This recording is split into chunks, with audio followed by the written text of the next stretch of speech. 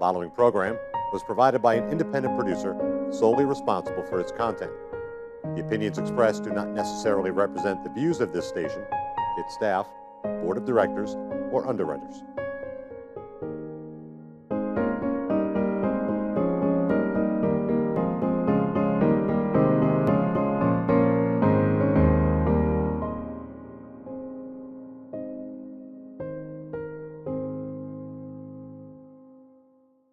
Hello and welcome to another edition of our program, CHW in Action, with your host, your CHW, Rafael Calderon. This week, we have a very, very special guest for you. His name is Pastor Luna, and we are going to talk about spiritual guidance. And this is something that I have talked about or I have touched on in the past, but I've been wanting to have an in-depth conversation with someone of faith that knows more than I do about spiritual guidance. So let's say hi to Pastor Luna. Pastor? Hello, how are you? I'm fine. Thank you for being with us. Very good. Thank you for having me. It's my privilege to be here in your show. I know this is a very well known show all over New Hampshire. Well, thank you. That's really good. It's That's a privilege really to have you here because I have a high respect for you because I know you're a good pastor. Thank you. Okay. Thank you. Appreciate it. So I introduce you, Pastor Luna, but please, for the audience, tell us your full name, who you are, and what you do. Yeah, my name is Jose Luna. I'm the pastor, president, founder of Disciples of the Word Ministries, located at 63 Arlington Street in Nashua. We meet there every Saturday at 10:30 a.m. And in addition, I also work as a chaplain for the Sununu Youth Services Center with the kids that have been adjudicated by the court. And as you know, Sununu is making a transition from a punitive center to a treatment center. So now we provide treatment for drug addiction, trauma, alcohol, behavioral issues, and criminality as well. So I work there as a chaplain, and we provide services, spiritual services for all the teenagers that get in trouble. So hopefully your teenager will not get in trouble, but yes, that's what we do. In addition, I also serve the state as a human rights commissioner, and I have written some books, and you can ask Rafael about some of my books. You can get them. You just Google my name, Jose, J-O-S-E, Luna, on Amazon's, Barnes & Noble, and even also music, because I like music. I like recording music. Music is very healing, very soothing. Yes, it is. So I do some music as well for those purposes as well. Very, very nice. A very multi-talented man. You got to do what you got to do. I agree with that. I agree with that. You got to do what you got to do. As long as it is good. Good and healthy. Good and healthy. So that's why I'm happy that you're here today, because it's all about health. It's all about goodness. It's about living a good life. Yes. And as I have told you before, I've been working on this how to create your ideal lifestyle project for a while now, and I'm getting ready to launch it. And Good. Thank you. You're going to be part of it. Excellent. You are. I'm more than glad, more than welcome. You know, anything that I can do, Well, just let me know. well, I'm going to let you know right now. What I want you is to tell the audience, okay, your point of view on spiritual guidance. Because the way that I would put it is, in order to create your ideal lifestyle, you have to have spiritual guidance in your life. And we know that that means something different to everybody else. But to you, what does that mean? Well, there are many definitions of spiritual guidance. You know, I just would like to give a little bit of background about it. Sure. You know, there are people, when they hear the word spiritual guidance, they believe that there is someone who they need to tell them how to pray, how to feel spiritually, how to grow spiritually. In other places, that's called discipleship, where you place yourself under the tutelage of someone who has this spiritual enlightenment, and then you learn from that person. Mm-hmm. In ancient times, the wealthy people sent their kids to the houses of the philosophers like Seneca, Aristotle, Anaximander, you know, even Epicurus. Epicurus was quite interesting. This guy, for example, he believed that everything had to do with pleasure.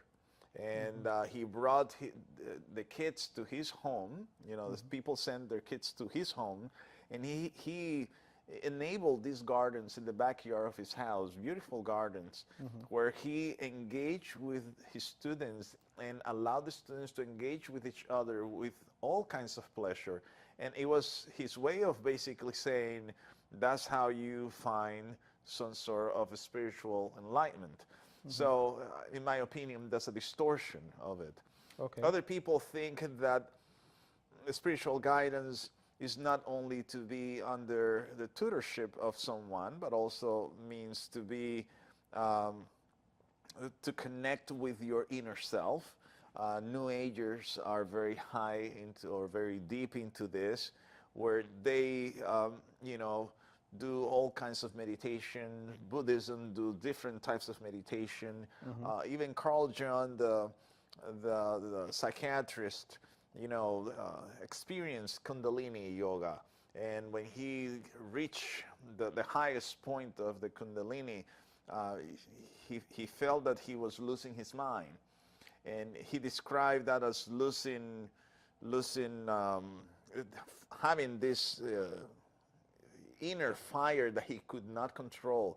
And he described that he was never the same person after that happened. And it was not good.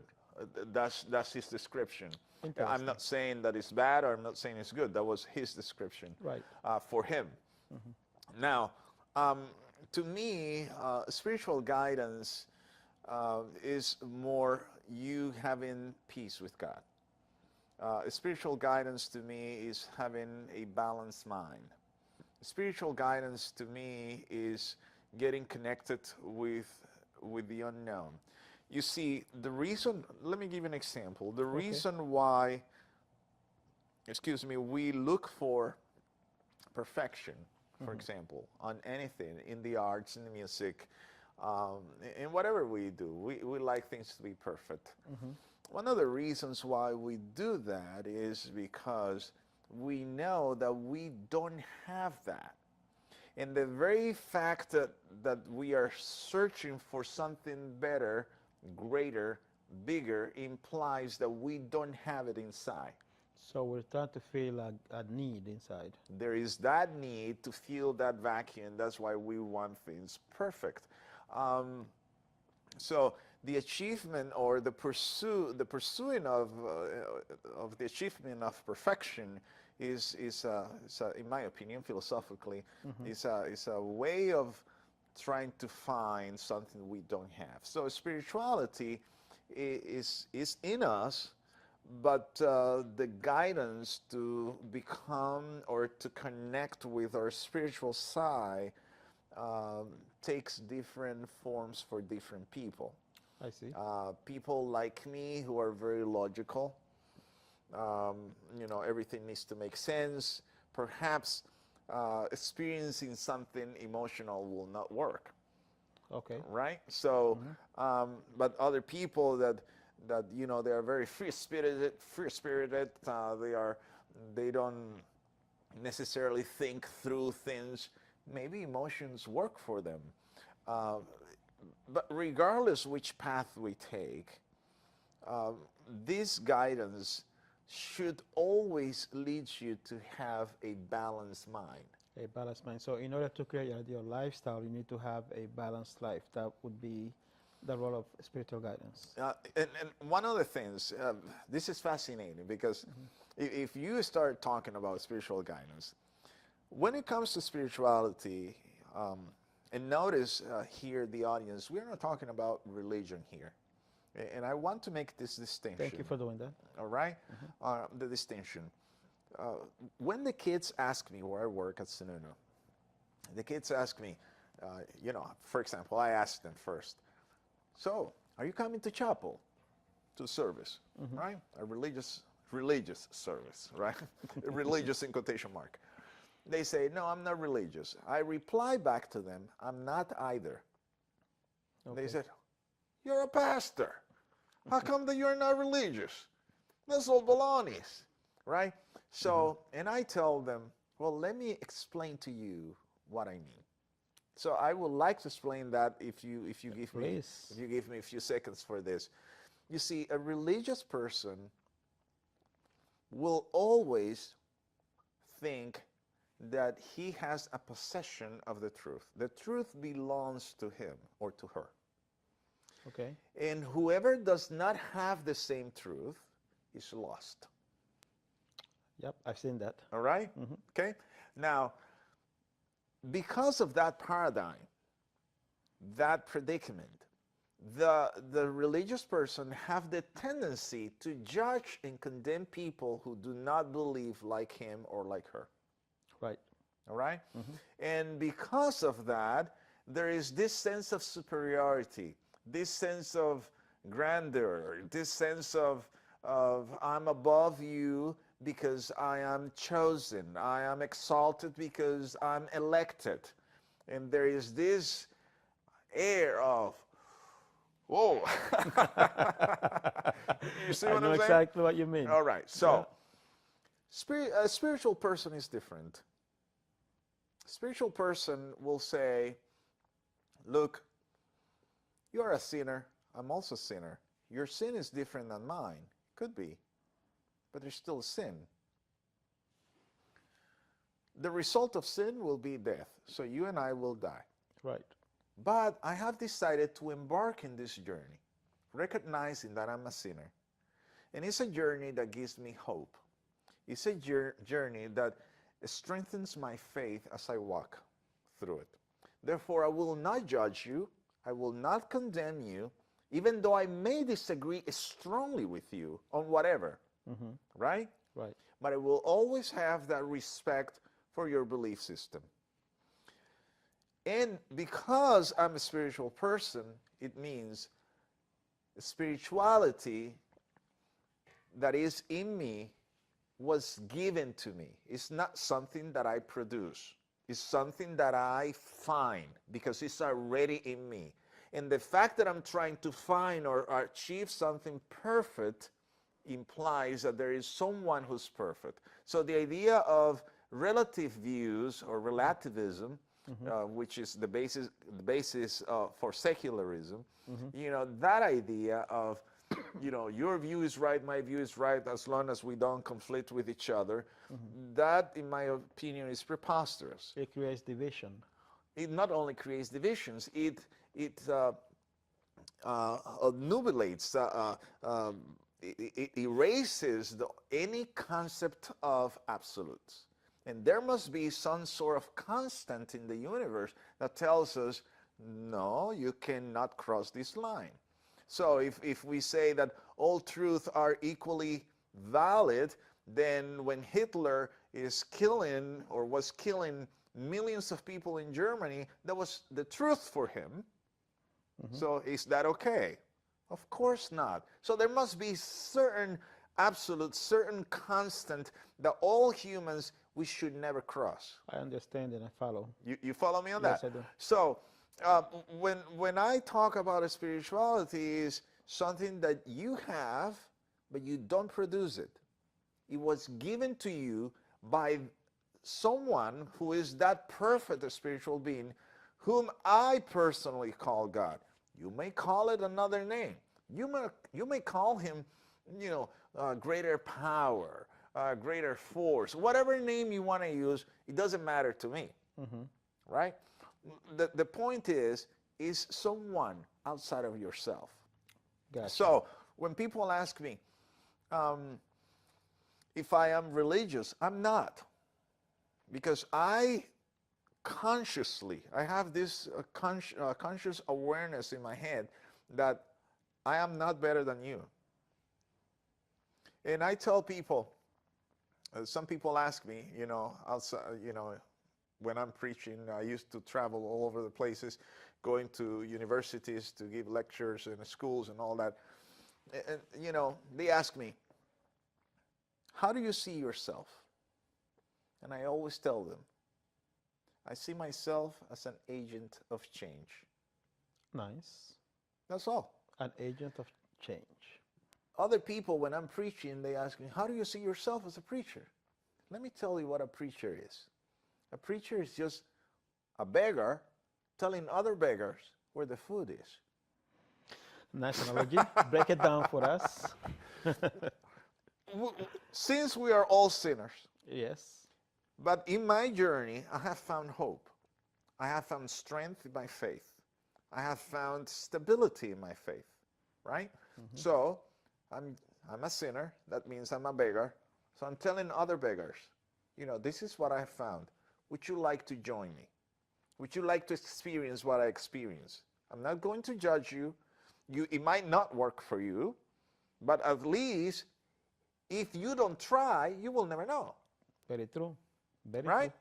If you don't try, you will never know. This is not like drugs that, you need to try it, it may kill you. But in this case, it will not kill you. It will enhance you. It will enhance your ability to think. It will enhance your ability to be more inclusive. It will enhance your ability to be more careful with other people's belief systems. It will enhance your ability to think outside of the box. And I think instead of looking at a spirituality as something bad, instead of looking at a belief in God as something bad, if you think about it, there's a great advantage in doing that. Tell me about it. Tell us about it. Well, think about the Nobel Prize, Alexis Carrel. Alexis Carrel, he was Nobel Prize. He goes to Europe to receive his Nobel Prize in medicine.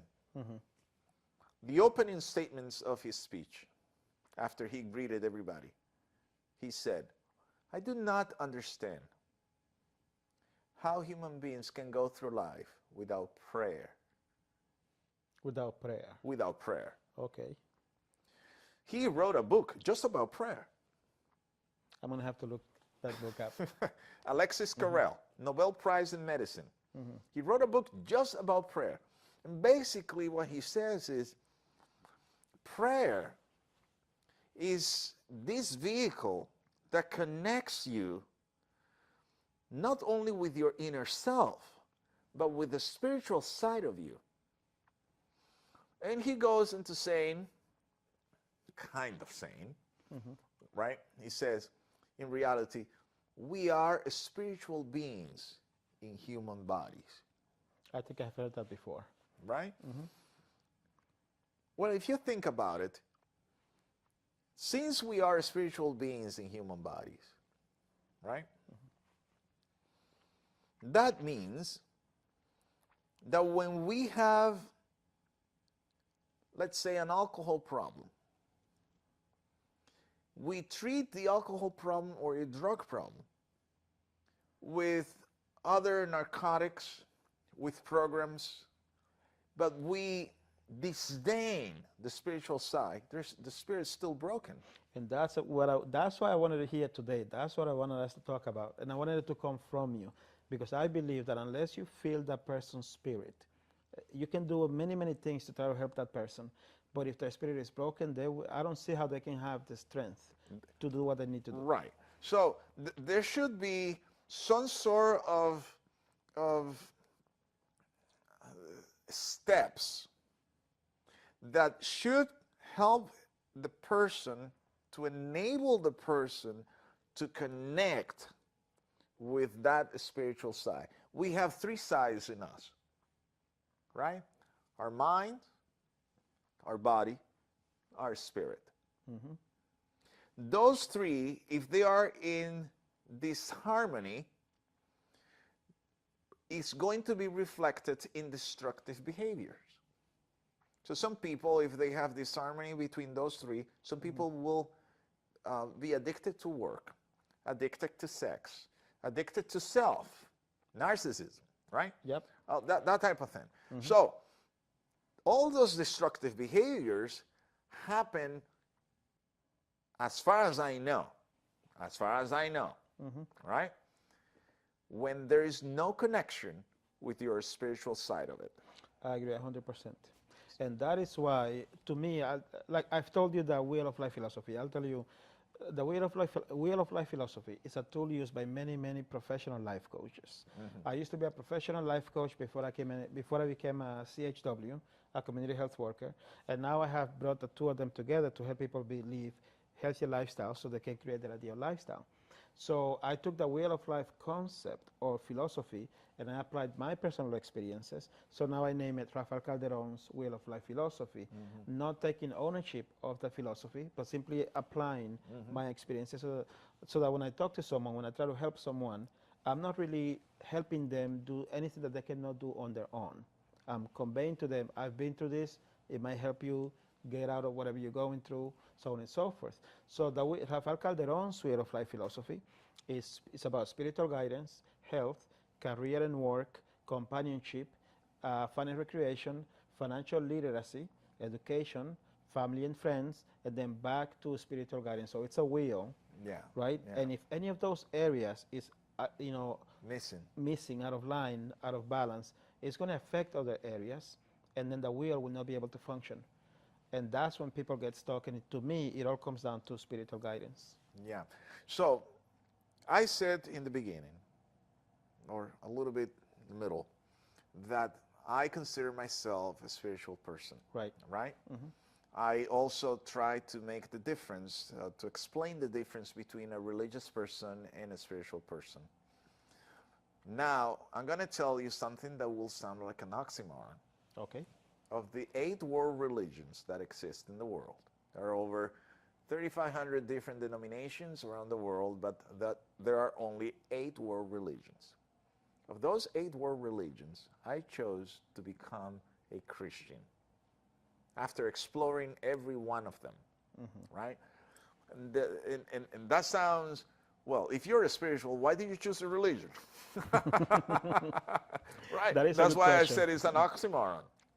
Well, the reason why I chose Christianity as a religion, not as a way of life, but as a belief system. Okay?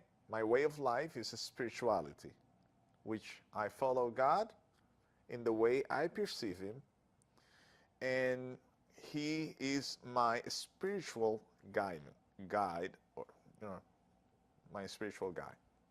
Now, the Bible is my spiritual guidance. I chose Christianity because of all the religions, 8 of them, Christianity is the only one that tells me 2 things. Okay. It tells me, which I already know, since I know that I have, brokenness inside of me, every human being. We all do. We all have it. Right? Yeah. Okay. So my philosophical question was, and is, where did that brokenness come from? Exactly. There's no religion except Christianity that explains that. Can you briefly explain it to us? Because I want to know. There was a being that decided to go against the perfect being, God. And he chose to go against him, and he transferred through deception that what we call sin, bad karma, if you wish, for other people. But we in Christianity call that sin. So sin is the originator of that brokenness in the human heart. So Christianity is the only religion that tells me, as a belief system, that tells me there is sin. Sin came into the world, is something that came not from you. It came outside of you, but it's affecting you. It's affecting me. Right? So Christianity is the only religion in the world that says there is a solution to it. The solution is Jesus Christ. God sent His Son to die for you. You accept Him. You believe in Him. Then you have eternal life. At the moment you and I were conceived, we were destined to die. We could have died one day old, right? We could have died 3 months in the womb. We have made it so far, right? Right. So Christianity as a belief system says, if you believe in Jesus Christ, you were born dead, spiritually, right? Okay. All right? But if you believe in Jesus Christ, even if you die, you will come back to life. Which is an interesting theory, because we are born, from what I hear, of sin. Like we're sinners from the get-go, right? So then we... No. We are not sinners from the get-go. Oh, enlighten me. We are born with a propensity to sin because sin is already in us. When you steal something, that's not what makes you a thief. Okay. When you kill someone, that's not what makes you a killer.